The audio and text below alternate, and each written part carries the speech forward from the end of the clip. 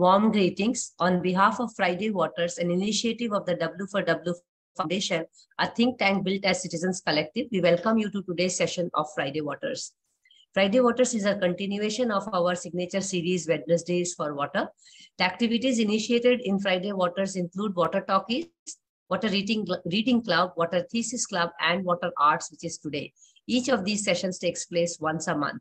The idea of Friday Waters is to bring water knowledge available in the various alternate forms at one place to highlight the opportunities and challenges related to water. The idea is also to increase the outreach of the alternate water practices in the water networks as well as in the society at large. The Friday Water sessions are designed to be fun-filled and yet fruitful to learn about the water matters.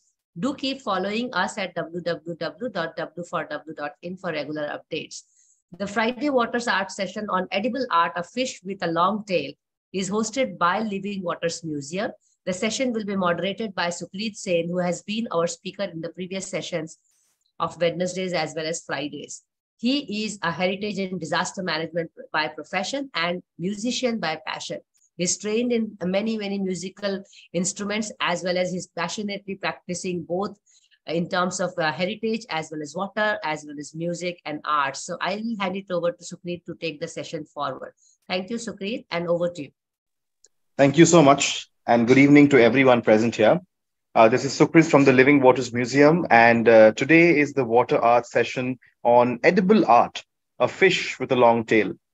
The focus of water arts is on bringing the artists who have associated their art forms with different attributes of water. Conversations around water may often get very scientific, and somehow I feel that these conversations have been restricted to certain categories of the society only. This is where art plays a vital role in enlarging the circle of our audiences alongside the promotion of the art form as well. This is why we from the Living Waters Museum have always tried to find more innovative and creative ways to start conversations around rather heavy current affairs. And I'm glad more people are slowly recognizing this and relooking at the role of artists in scientific discourses.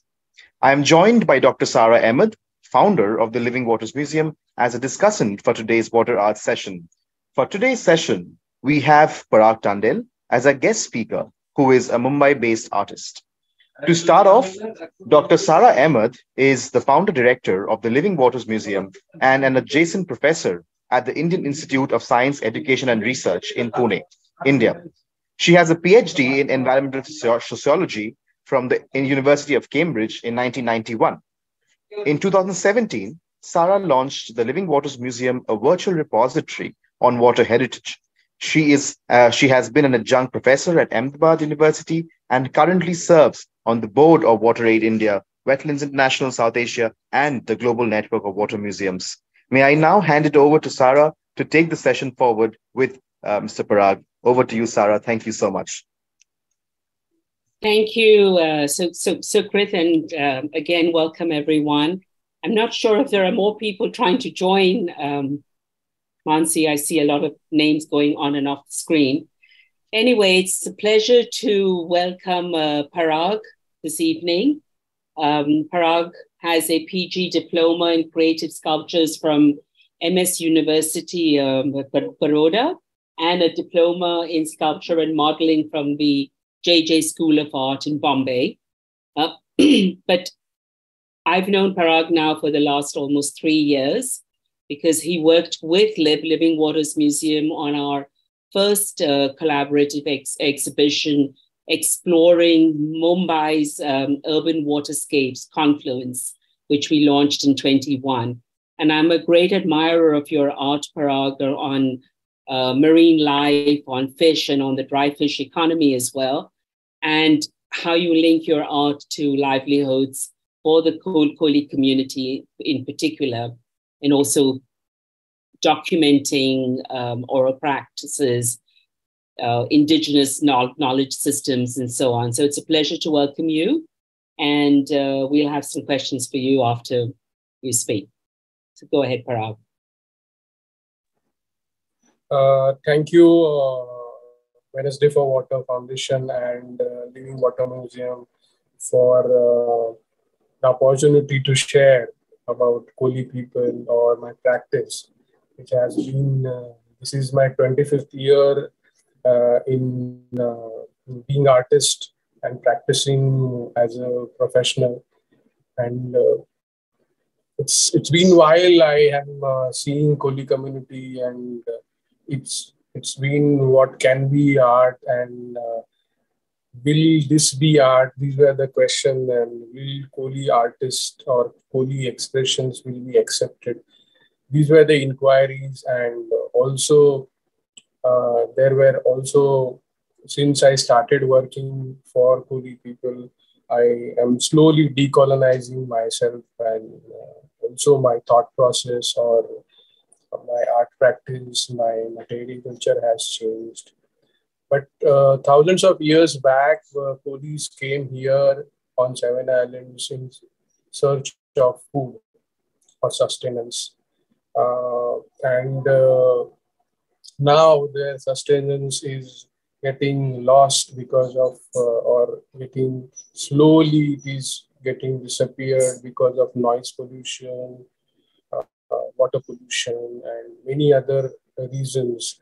Their sustenance work was coming from perimeter of 3 kilometers, not more than that. But now they have to go for, since 60s, the Blue Revolution. But most of our fish come from 3 kilometers, what we eat.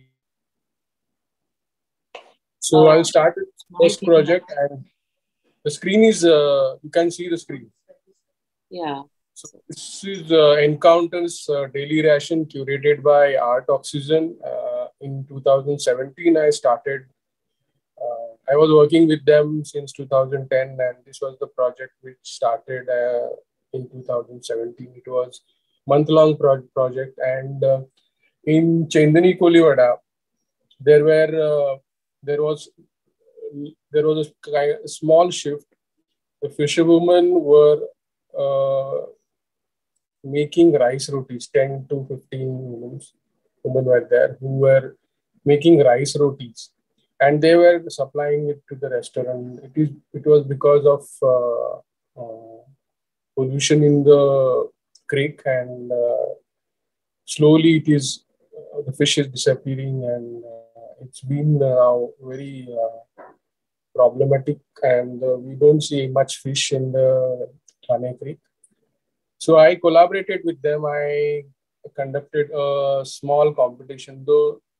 So the roti making that time was seen as a very low job in our community. And I felt that I should elevate them. They were not so somewhere I wanted to mold their minds. And so these are the women, and I arranged the largest roti competition, rice roti competition, and dry fish recipe competition. And the competitions were like to bring people together and set up a public art project where people could interact with and remember the memories of the food. So drying infers a loss, or drying infers to protect something, or to guard something. So I took dry fish recipes which are not available in restaurants, not cooked. They are mostly breakfast recipes, and they are cooked in Koli homes only. So the competition later, I collected some, we arranged a small museum of loss. I collected bones, I collected barnacles, dead barnacles, then clay dead from the river creek's bed. And these are uh, the bones, and these are the barnacles which were dead that time. And I collected some leftover foods. My mom is collecting a lot all the time. When she eats and something good she finds, she keeps for me. So I made one sculpture there. But here, I started seeing our material culture, what was our material culture. Then same fish was, bought, dry fish. So mummification is inspired, the Egyptian mummification is inspired from the dry fish recipe. So same way the salts are put and the excess moisture is removed. But in mummification, Egyptian mummification, it is done for 9 to 10 times, and here we do for keeper fish for once only. But then I asked them to perform a mummification process. The same fish, it was an act, metaphorical act to document something which is getting lost, or to keeping by keeping DNA of it, or to keep it alive. Someday it will be useful, like museumifying something. And this was the outcome. So the rice rotis and the mummified objects. So then I thought, why not record these recipes, and also ask them to handwrite the recipes. So I asked them to write the recipes and their experiences, or their own background, any story they want to tell. And I did first time I did illustration for this book, for this manuscript which happened. And I was like, I didn't do these kind of drawings earlier.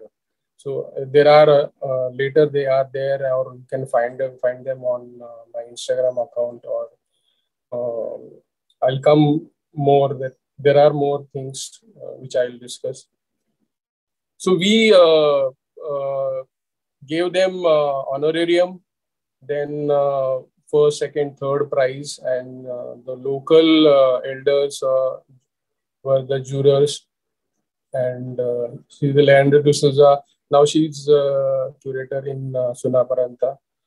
So there was manuscript, and then in 2021, this happened in 2017, and Tarek was going to do a book, but because of lockdown, then it skipped. But luckily, Living Waters Museum approached, and this book manuscript then was formed into a book, digital book, and you can go to Mumbai Water Narrative section, and there is Confluence exhibition, which there is a digital book you can open and see. So this was very good project, which I learned a lot from the Mumbai Water Narrative, because there were different heads, not artists, because artists are different. They have different way of thinking, and scholars. There were a lot of scholars who were very. It was kind of enlightening for me, way they work or way they research. So in 2022, actually, sorry, the date is wrong. Tark published this book, and this was very big. Means I wrote there. If you go back into this last slide, so they have written in Marathi. So Thana village, the Chandani Kolivada has lost their language. So there I found that we have totally lost our oral language. And then again, here I found, means in this project also, in Confluence, there was somebody asked me which language it is. And then I started thinking. So I wrote some verses. I write mind maps. So I wrote some maps, mind maps, or you can call poetry also for that. So this book was very box-like, and it was designed by Bombay Duck Design. Zeenat Kullaur did this. So blue thing you are seeing, like blue the text. This is handwritten by me, and I am writing poetry since last 10-15 years for myself. It was very personal, but in English. But now I have started rewriting. Thanks to Living Water Museum, wala people. Somebody asked me question, what is the language and all those things.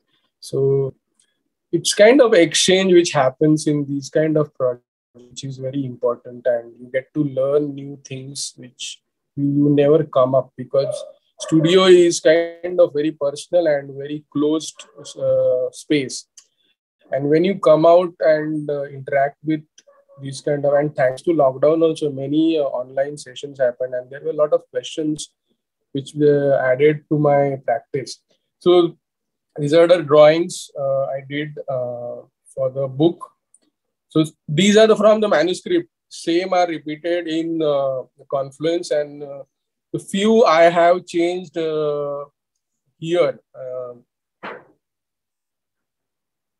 Few I have changed. Just few, there aren't much. So I wanted it to be, because there I started first, and there some I skipped, and I made new drawings also. So it was about our fishing, basic fishing of coalies was is very different. It's very we were not eating juvenile fish earlier. We were not eating fish eggs earlier. But after Portuguese came, we started eating eggs, and juvenile fish. Because of overfishing now, juveniles are coming, and I don't know what will happen now. But industrial fishing is destroying largely because most of the fish is getting exported, because we are vegan country, not like other countries have depleted their catches, totally depleted. And they are, if you see in monsoon, when police of Bombay stop fishing, you will see the Chinese fishing coming to our coast, because they have now acquired Pakistan port and Sri Lankan port. So you will see large industrial fishing boats, which sometimes our customs catch also these boats. I'm not going much in the deep, because there are the scene is big, like there will be like 4 or 5 sessions I can talk. So coming to after that project, 2017, I got residency in Taiwan, Taipei. So it was in Bamboo Curtain Studio, and Margaret Shu was the founder of the residency. Though Taiwan is famous, it's not vegan country, it's very non-vegetarian. Every day people eat fish, and like now the fish catch is so depleted there that my proposal is I got a chance because I wanted to work on Fukushima nuclear disaster. And luckily, my fellow resident architecture wala, he was from Japan, and he was from Hokkaido, but he has done some documentation in Fukushima, which the spillage was done in Pacific Ocean. It was spilling, and then there was a lot of fuss, but Japanese government actually I had a lot of conversation with Japanese architect, and but I'll come to slowly. I'll explain what we were doing. So I bought some fish from Taipei market, and this was like I did mummy, really originally. I performed properly. So I kept it in the salt. I dried it there, and so Hidami was like the architect's name was Hidami. I collaborated with him. He was doing dozen table project, and in each project, people were invited to talk about something like have a drink and talk. So I asked him, let's collaborate for a dinner and make a mummy table. So he made a large table for me, and it was like many 10-15 people could sit around and do a mummification workshop. So I dried fish, and I did one large drawing, and we invited friends from Facebook. All of them came. We inserted plastic in the stomach of the big fish, and we sew it. The stomach was sewed, and then Hidami and I actually did something different. Hidami took a shrimp and he attached two heads to it, and he stitched two heads. So, when there is, because of radiation, the genes split. So we had a conversation and we said, we'll stitch one head, two heads, two shrimp with two heads, and I did squid with two bodies. So we mummified it. It was like a metaphoric, fun kind of project. I cooked some local Bombay recipes from Koli community, and few Hidami cooked, and also Bamboo Curtain Studio people cooked some local recipes of fish. And then we had a party after mummification. This was party of loss. There was wine, there was food, lots of things like very, very old food recipes I cooked there. And then we x-rayed these fish, and this was the result, the squid with two bodies. And this is the final art. So this is the way I am working right now, to make art with people, and how it can be, how can I bring people together? Because, in studio, you can paint lots of people on the canvas, or you can make sculpture of lots of people. But to bring people together, minds, is very, very difficult. You need some kind of good project, and they should enjoy. It's fun kind of thing. We are working with people. So this is one more project on food. This I did in Kadambari and Mom. We three collaborated during lockdown. And Leandri D'Souza, again, she became a curator in Sunaparanta recently in 2020. She closed art oxygen for some reason. Some institution closed, and sometimes I feel that it's very important to she only said that it's important to close sometime, to start new chapters. And now she knew I was interested in food, and she wanted to know that what we were eating during the lockdown. And my mom has full quota. During monsoon, we stopped fishing, and fishing is totally stopped. But our homes have lots of kind of storage of dry fish. And some dole nets bring, you have permission to go till 2 kilometers or 1 kilometer, not in the deep sea. But this was video series. The mom used to cook some fish, and we used to share that on Sunaparanta's Instagram channel, video channel. There wasn't any time that time reel, I think so. But now they are reels kind of thing. So these are some recipes. I am not showing video here, but I feel that these images are very much important. What we were eating. Of course, we were having fun, but in that fun, there was also feeling of somewhere isolation. But you don't have to go anywhere, and that way we food consume, and then it stays. You don't do anything. I was just sitting and drawing in my home. It was like different situation. But we were enjoying food. Mom was cooking, Kadambari was cooking. Like sometimes I was cooking something. But I got to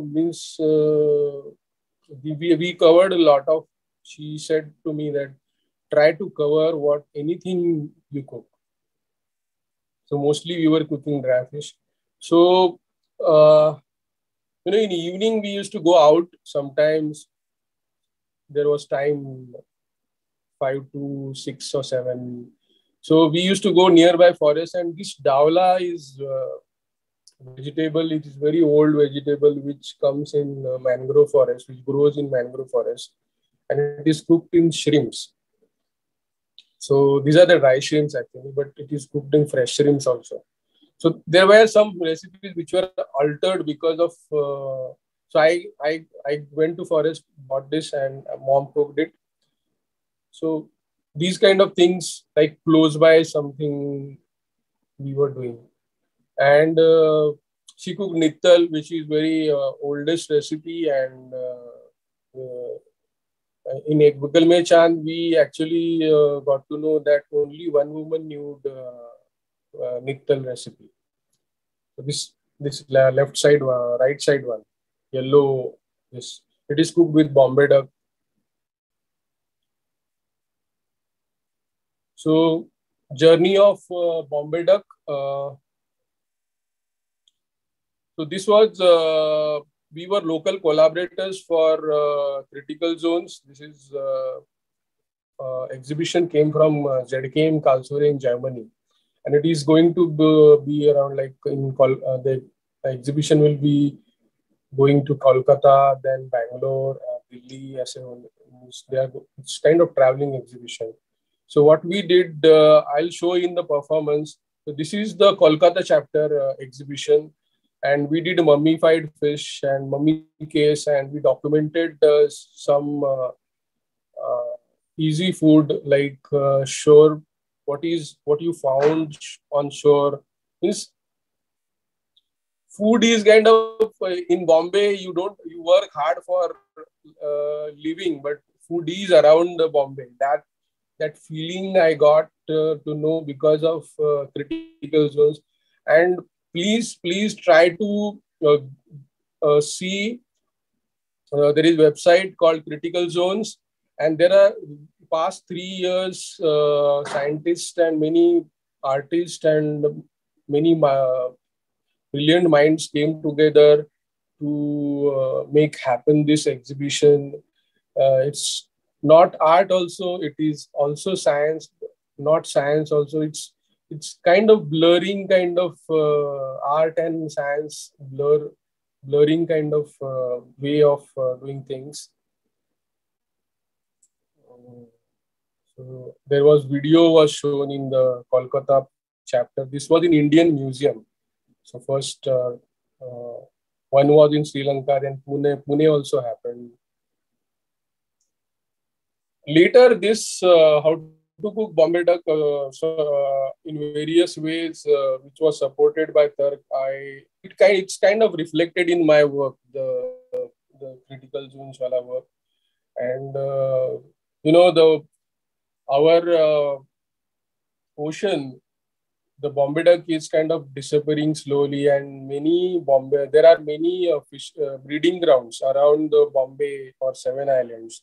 Earlier it was destroyed, and now slowly because of some of the other reason they are getting destroyed.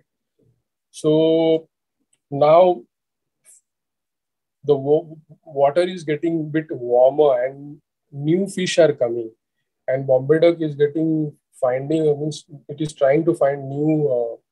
I heard that it is now found more in Goa also, or in Karnataka border or Karnataka shores also. So this was in art fair actually, India Art Fair Delhi. But and you can this was sorry. So Sara has actually came there, so she can floor which is made of rubber, and there are marine species forms and you can step on it. It's kind of swishy kind of thing and you can walk on it. And this is the last slide. And I'll play the video of this project, Critical Zones, what we did with Kulaba village. We committed with Kulaba village and it was kind of fun kind of.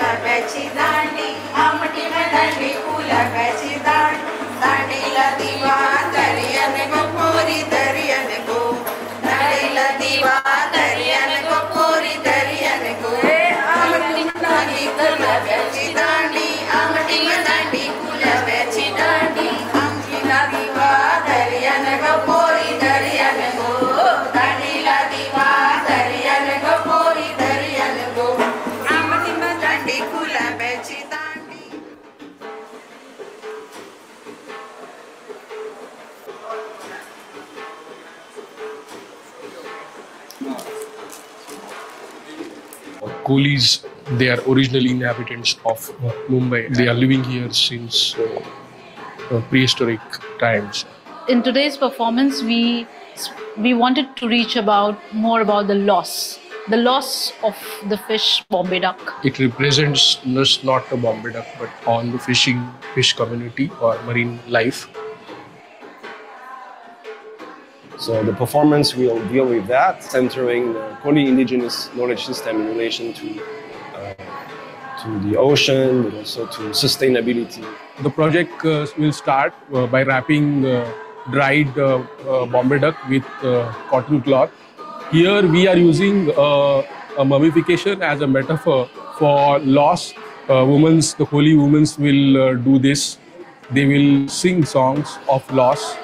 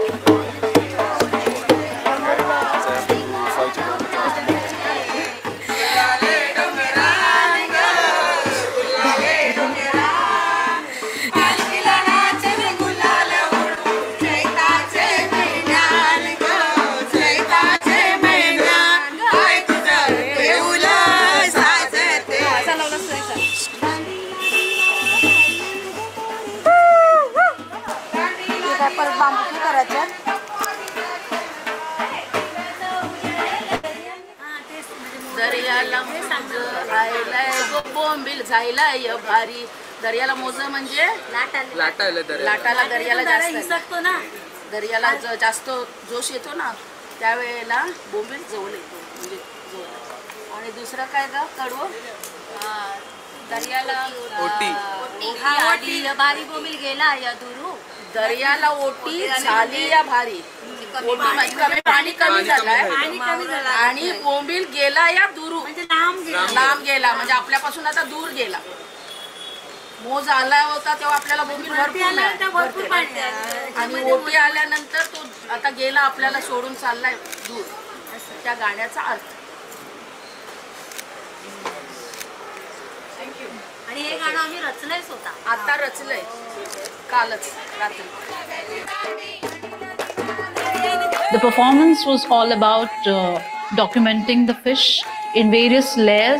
The recipes that were cooked were all of Bombay duck.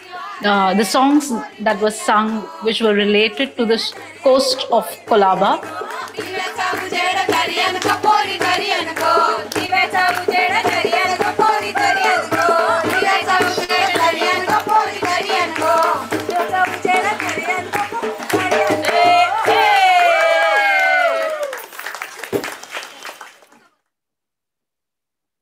So I'll stop here and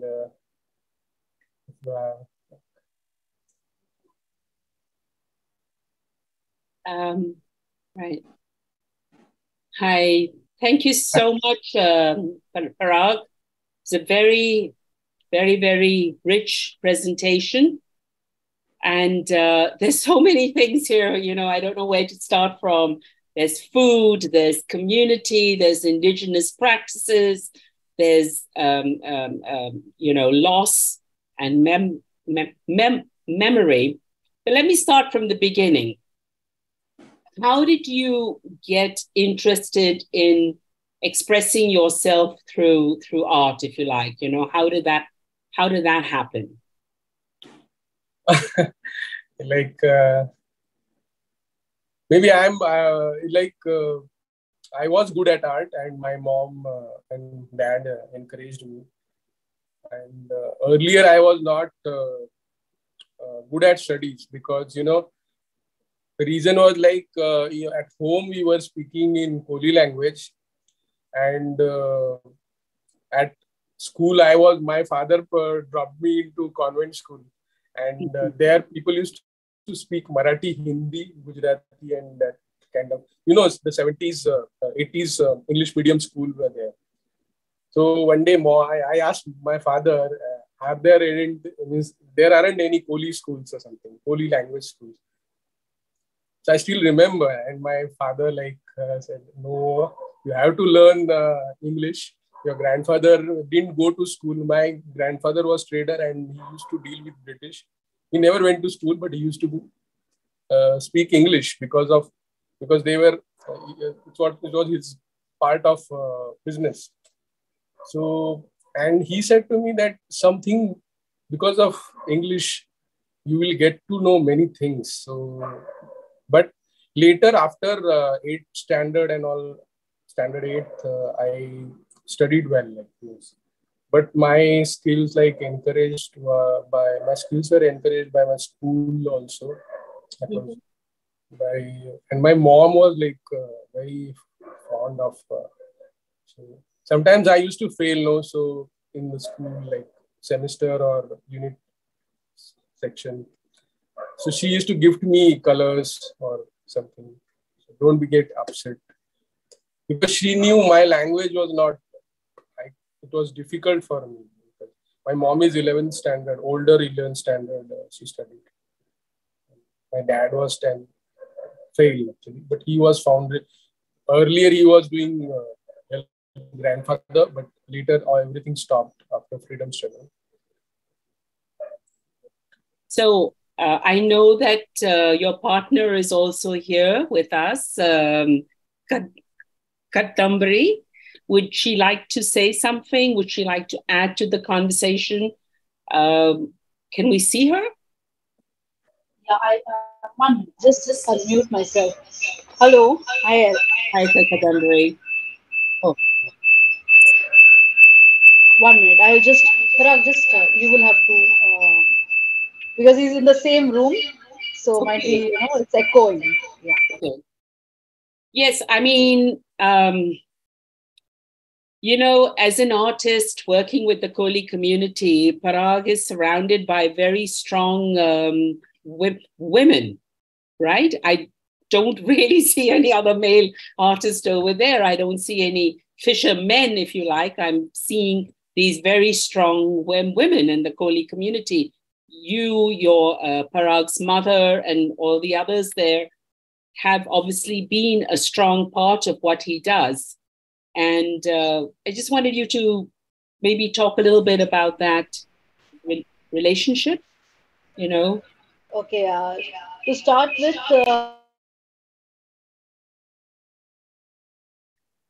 Katambri, we can't hear you.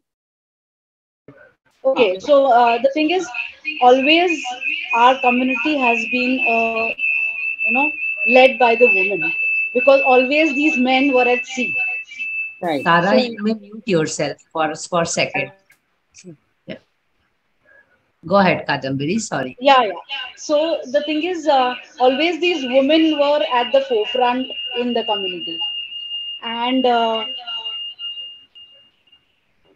that is the reason why we, as in a community, the women have taken a very major role, because these men were used to go, since we were mercantile, so they used to go 6 months, 3 months into sea, and all the time these women had to, take a front seat in the family. So all the what you see today, that as you said, Sada, just now, rightly, ki, the, we play a major role. Yes, definitely, the women always played a major role in the community, and it still is the same course. Yeah. Maybe you should use Parag's screen, because I think that's got less of that sound. Okay, I'll go to his place. Yeah, so and maybe meanwhile, Parag, you can come back on. Maybe I can get Parag here as well. I don't know whether you both can share the same screen. So Parag, for me, when I think of Bombay duck, I was telling you yesterday that for me, Bombay duck is very much, the smell of Bombay duck is very much a part of my childhood, because I remember it being dried on the streets of Mumbai. And when you drove, you had to, go around it always. And there was always this pungent smell of Bombay duck. And I don't see it and I don't smell it anymore in the same way that I did as a child. And I know that things along the ocean and the seashore have changed. There's so much happening with the coastal road and what's going on. In fact, you don't even really see the sea anymore when you're in Bombay. You have to really travel far to see it. So I just want to know, what are the changes? Because you showed us this in the workshops, Parag, the mummifying process, and the way that you picked up things from the beach and from the ocean, the fish, but also barnacles and other things. What has changed? I mean, as an artist, what kind of changes have you been able to observe along the seafront and from the ocean as well? What has changed? The major change is like the pH level of water has increased. And, there are mud skippers in the creek, and we cook mud skippers, and we offer,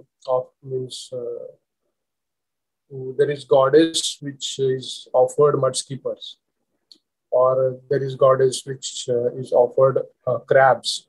And crabs and mud skipper, they live on the bed, and they are very important species. And now they have disappeared. Because I'm talking the point of view of through my community also, and also artists, how I see those things. Because I know how they catch the mud skipper and all that thing, I know. And there is kind of a party of mud skippers during that performance, or these. And now these species are lost. They are not seen actually. And the barnacles are empty. They are dead. Of course, the problem is that city is kind of seeing water bodies as dumping ground. So that is biggest problem. So I don't know, the treated waste and all, does it work, or I don't know. But I think this sewage treatment plants and all, are they real or are they fake? Are they drama or kind of... There are people who set up these sewage treatment plants. But, you know, my aunt has 167 acres of land, which starts from Thane to till Vikroli kind of thing. It's very huge land, where earlier the ships, ancient time, the ships were docked. And so her small part of land is used by BMC to dump whole Bombay's waste. And it has grown into mountains. Like, oh gosh, she said that it's okay now, we have to do something for city, and she has donated that space. So these things are like, it's weird. Some, I don't know, like food practices has changed in our community. The older community, wala food is not available right now. Not much. Because Kadambari and me are very fond of the older foods. Because we study and we are documenting and we have ate that food. But new generation, next generation, they don't know. Because nowadays, fish also come from deep sea. And I know, I talk to fishermen. There is a lot of fish. In the deep sea, there is a lot of fish. They say there is a lot of fish because we are vegan country. Right. That's the major good part that we are. But problem is that, Sara ma'am, we are exporting our food on larger scale. Like there are thousands of crores of food is of tons of fishes. Yeah. We are sharing with other countries. And I'm connecting to your question, ending it that these reserves of our food are our proteins and calciums and our nutritions, which we are selling it to other countries. They have depleted their cash. They have lost their food. And now, you know, since past few years, ribbon fish we take. So ribbon fish is mostly eaten by Koli people, but we have ample ribbon fish. And it is bought by Chinese military as a cheap protein in very cheap export price. Right. And so these things are like, it's very big. Question is very big actually. It's wider. No, I mean, the overconsumption of fish, whether it's in India or you know, overseas, is an extremely critical issue when it comes to sustainability of the oceans. And also, I think in the past, fishermen from the Koli community, also, you didn't fish during the monsoons. You know, we as children, we never ate fish during the monsoons. It was something you never did. And now I see fish available throughout the year, you know, like you can have frozen fish, whatever fish, you can go deep sea fishing and eating. So in a way, we've also lost our respect for the ocean. Yeah. And for the way it sustains our lives, right? Because we're also consuming more. But I also wanted to ask you in this context, and you mentioned the youth earlier, I wanted to know whether in the Koli community, because I know you're also developing this archive, the Tandel Fund of Archives. And I'd like to know a little bit about how you're engaging with young people and with children from the Koli community. You said that they may not be interested in eating some of the foods that you and your family enjoy. They may be interested in different kind of seafood. I'm not sure. How are we passing on this rich wealth that you've showed us in your presentation to the next generation? So, Tandel Fund of Archives is like is working on various layers to make them aware. Means make Koli aware that they are Kolis. That is more important. because I feel that when you become Koli, you start thinking that your philosophy changes. And when you are city people, you are not Koli. Because anybody can become Koli.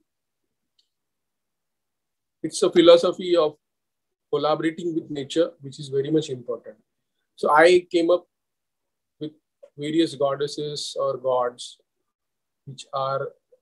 which came from nature. Like large fish, no Kolis on western coast will kill large fish.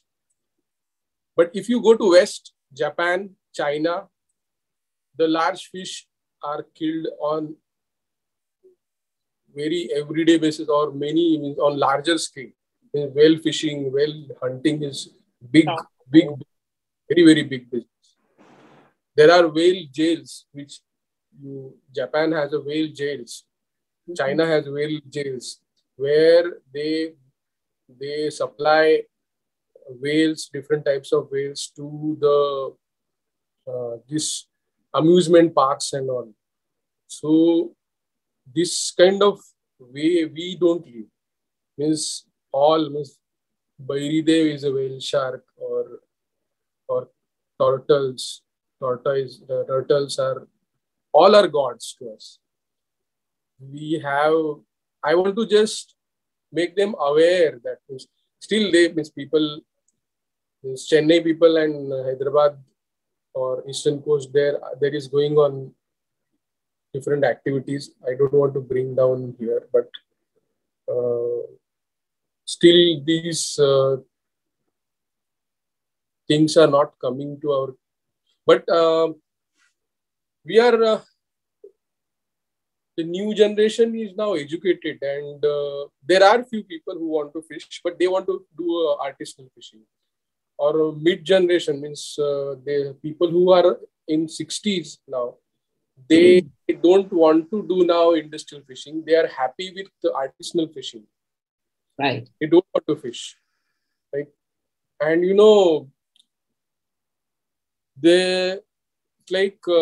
government pushes them to do this, but it is not all the time you put the net and you get the fish. There is different kind of knowledge. Means, what happens in the village? There are 2-3 good fishermen. They have learned the skills. So what happens is that if there are 15 fishermen, so only 2 people know when to fish. There are different types of fishing nets. Which fishing nets to remove today? Which fishing net should be removed? Put to the catch for the catch to next 2-3 days or this month or that month. So there are different fishing seasons, and other 8 people, they will observe 2 of them. What kind of fishing net they are. The fishing is not easy thing. Like it's very difficult. It's very kind of insecure. Today you will get fish. Tomorrow you will not get. So these things are there. But of course, new generation are loving what we are doing. And they support us. They help us. That is more important. They want to engage in a small way. Like we declared 1st September as a Holy Language Day, and everyone, more than 300 villages are there. Everybody accepted 1st September as Holy Bhasha Divas. Because they know that we are losing our language, that these things are there. They are aware, but thing is that they are also engaged with the workforce system. Our education is workforce-based system. So Sara ma'am, I'll give you the fishermen who never went to school, but they earn weekly, they earn 5,000 to 6,000 by fishing. and that is enough. If they don't go for fishing, they will go to the shore, they will remove some shells or crustacean things, and they will eat and they will live. Everybody, there are many people. So that education is also different kind of education. You don't have to go to school and get a job and this kind of. Right. Parag, I'm going to open the floor for questions from the audience that we have, both online and, I mean, everyone is online.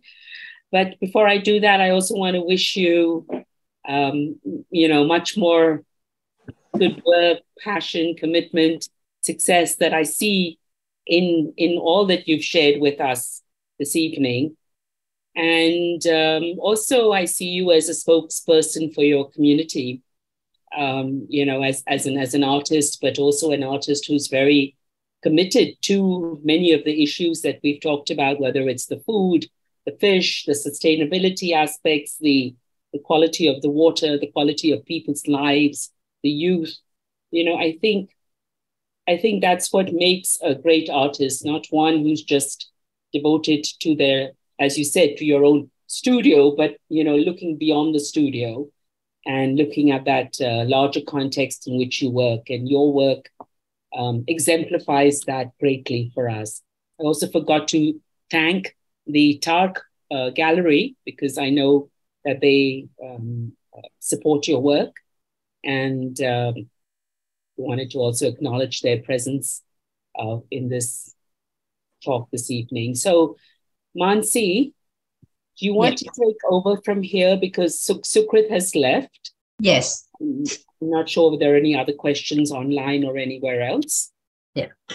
Thank you, Sara. Thank you for taking the session through with Parag. And Parag, your thoughts, your presentation was way too deep for people like me to really comment on, because I think this is, for me, very rare that I see an artist who is silently an activist and, a game changer for the community itself, So it's not that the art which you are presenting everywhere, but you're talking about identity of that art. You're talking about identity of the community. You're talking about identity of the fish, identity of, the water itself, which you are saying that the water is changing, which is changing the fish itself. You're talking about identity of the food, and the way you presented the food on the plate, that itself is an art, because in India, we have never really seen food on the plate as an artwork. We are very poor in presenting food on the plate. I mean, I'm sure you agree on that with me. So my question to you is, you are on a very, very difficult task with the community, and with the kind of education we are imbibing to everyone, where we are all in a panacea mode that everybody's getting educated in the same way. And you rightfully said that there are people who have not gone to school, but that they have different kind of wisdom. So I'm just curious, with a person like you who hail from the community and who is seeing both sides of the world, how do you really try to bridge the knowledge which is there, which you are trying to document? And it was beautiful to see the way you have made sketches and handwritten poems and everything. And you are also getting it from people. But what kind of challenges do you think that people, artist activists like you, pardon me, I'm calling you activist, but I really see a very silent activist within you. But how do you really see the challenge in future for people like you to really balance these both sides of the world, and yet ensure that the philosophy, the community, the fish, the food can sustain for a longer time? So, the question is very big, and always questions are good, like they are long-term inquiries. Yes. Yes, I will try to answer in. There are challenges. First I'll talk financial. So don't need money. That is the thing. To do anything, you don't need money. Then the work starts. So you understand, you say that you believe that you need money, then the projects disappears. Yes. But you believe that you don't need money, then projects take shape. People come and they start. I know there are fundings and all. So we when we started, my wife and I, actually we decided we will not take funds, and we will do what we can do in our possible way.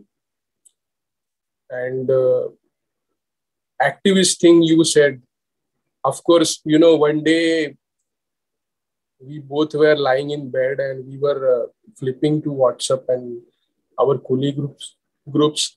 And my wife said, our all Koliwadas were declared slum at one point, few years back. Now they are not, like, they have changed. Like, we have fought with them. The Kadambari wanted to kill somebody. So I said, you don't have to kill, actually. There are ways to. So this is actually a statement of Dumbledore to the Tom. So Tom says that in Harry Potter that I'll kill everybody I like. So Dumbledore says to him, Tom, you don't have to kill. There are ways to kill. So I explained to her and we started this project. So we are not activists, but we are activists. We are killing, but we are not killing. Well put. I think that is so deep answer.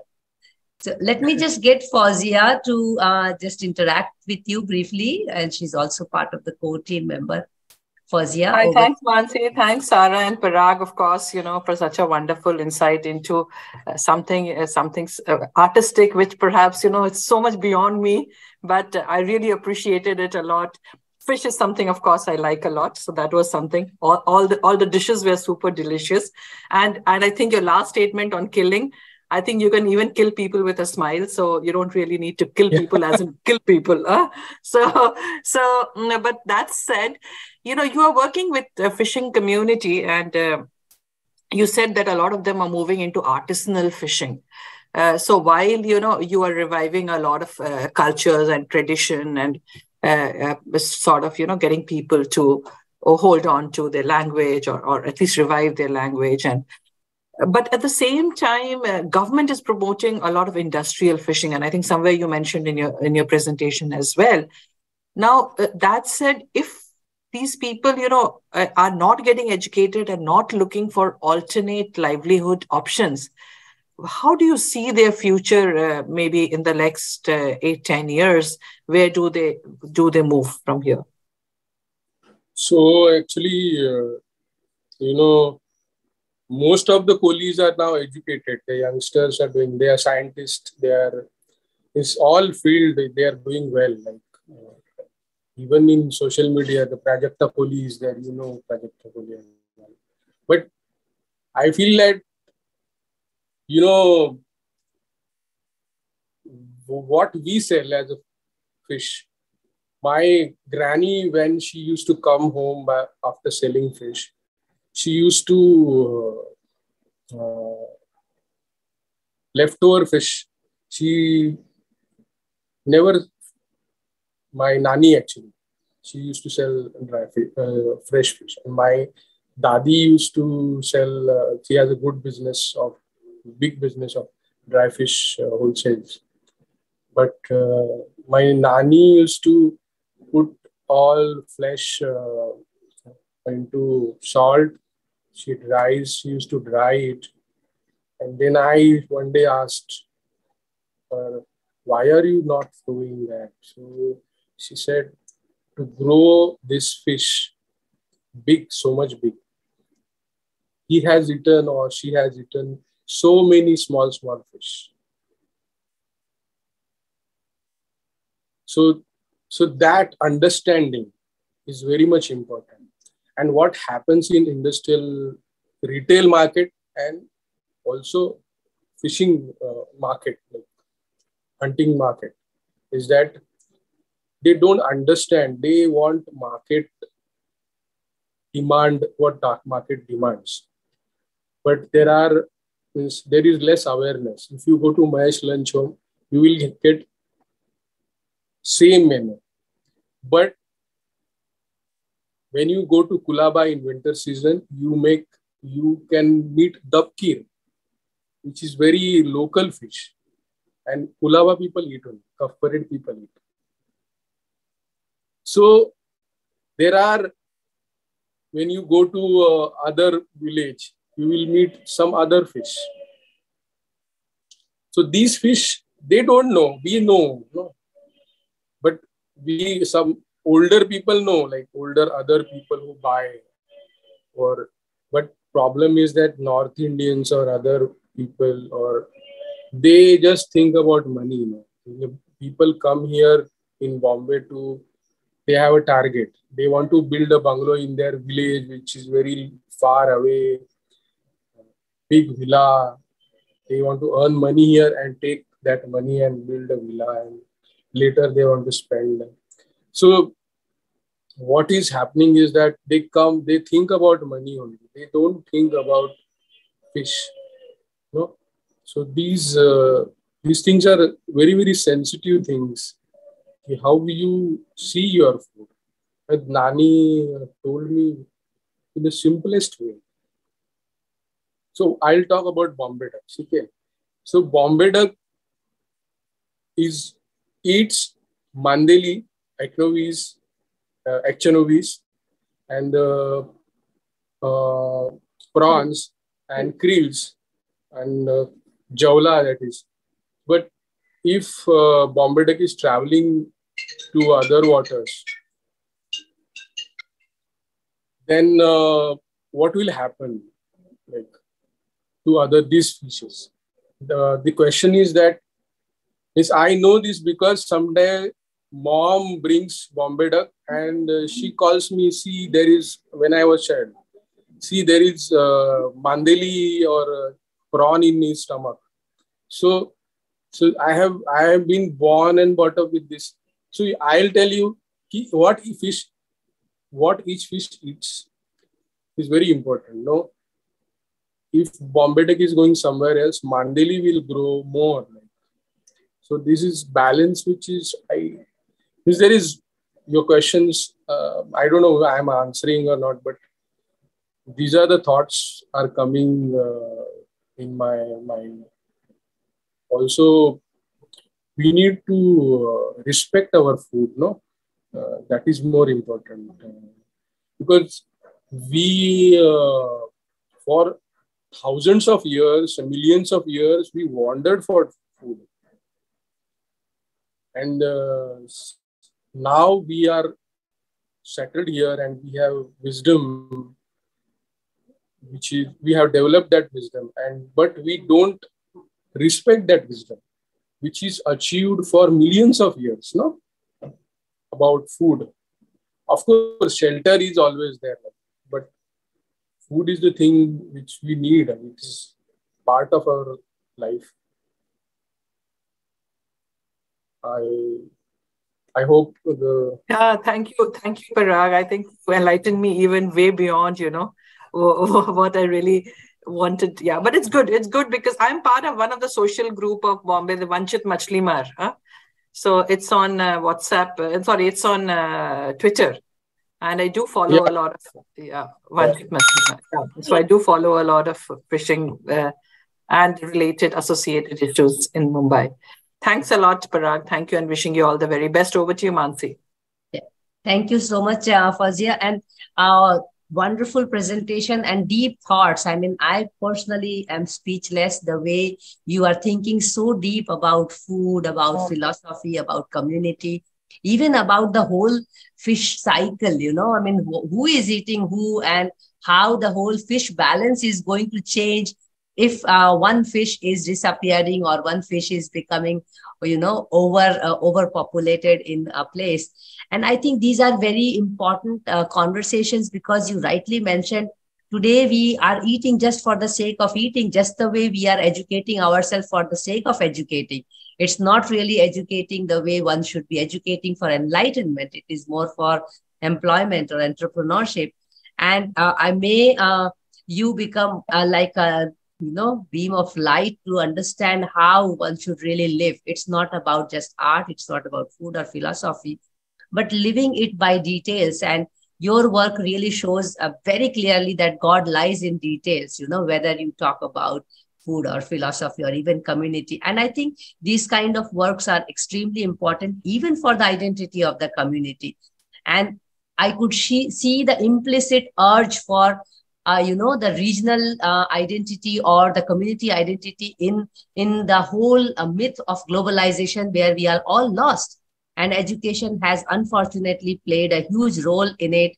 But we can talk about all these things at length, much more again and again. But I think for the time being, we stick to our Bombay duck and other related fish around it. So thank you, Parag. Thanks so much for the wonderful presentation. And thank you, Sara and Sukrit, for taking this responsibility of doing the water arts with W4W Foundation. And definitely, Sara, you still remain my beam of light and mentor to take these conversations and bringing all these beautiful artists from around the world. Please take care of yourself, all of you. Let me just announce quickly the next Wednesday session. We will continue our Wednesday, Friday, and Monday sessions. So next Wednesday, we actually have rescheduled session of Riverscape series, where we are talking about Our River, Our Life on 30th of August at 5 p.m. IST. And all the details will be there on our website, www.w4w.in. And do keep checking out there, because we keep posting there our publications and our interesting events, apart from our conversations, which happens on Friday Waters and Wednesdays for Water and Monday Munching with Women for Water. With this, let me just take the opportunity to thank all the participants also who have been attending our over 200 sessions so far. So we are really grateful for your support and encouragement to bring us to this stage, to cross 200 online water knowledge repository. And most of the sessions are available as a free access of water knowledge. And this session goes as one of the very crucial sessions where we talked about not only food, fish, but also identity of people, or indigenous people, I must say, to be precise. Thank you so much, Parag, and please take care of yourself. Also, Kadambari, for joining us along with Parag, and the Council for Arts and Social Performance for your support to people like Parag. Please take care of yourself, and we see each other soon.